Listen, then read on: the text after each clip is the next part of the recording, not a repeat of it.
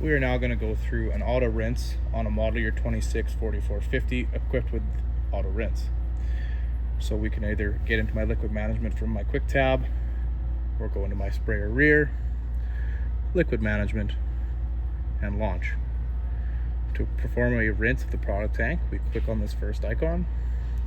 We'll have 3 levels of rinse. For this instance, we will go with level 1.